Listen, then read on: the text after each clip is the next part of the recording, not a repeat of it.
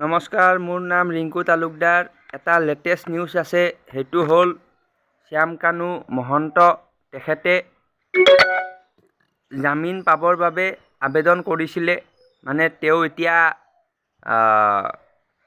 জেলত আছে, জেলৰ পৰা তেওঁ ওলাব বিচাৰে।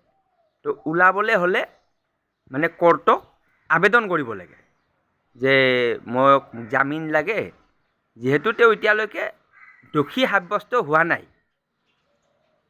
হয়, তেওঁক মানে আটক কৰিছে, আৰক্ষী জিম্মাত ৰাখিছে, জেলত ৰাখিছে।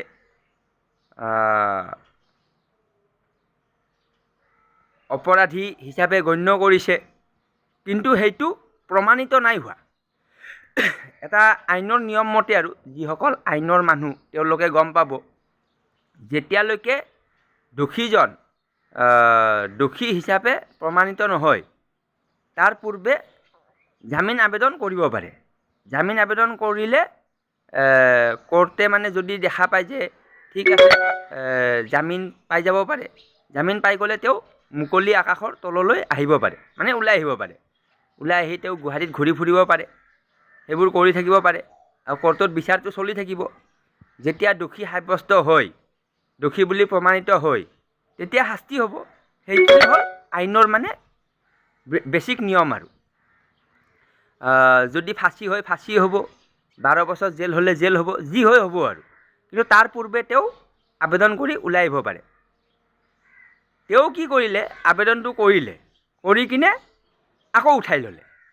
মানে তেওঁ জামিন কোৰ্টে দিয়ে নিদিয়ে সেইটো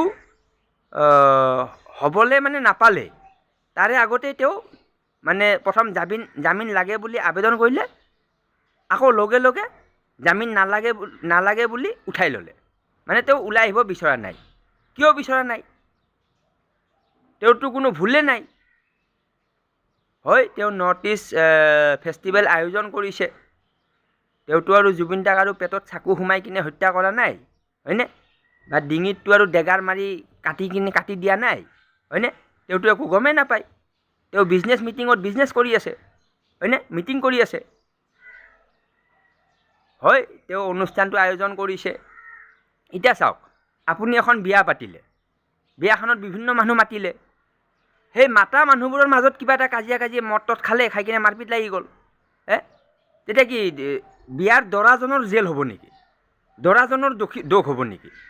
তোমালোকৰ কিবা কথাত কাজিয়া লাগিছে, বিয়াৰ বাহিৰত মাৰপিট কৰিছা, বিয়াৰ পেণ্ডেলৰ বাহিৰত মদ তদ খাই মাৰপিট কৰিছা, হয়নে?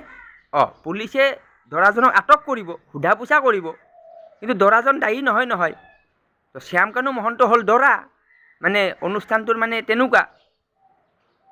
ঠিক আছে, ধন্যবাদ।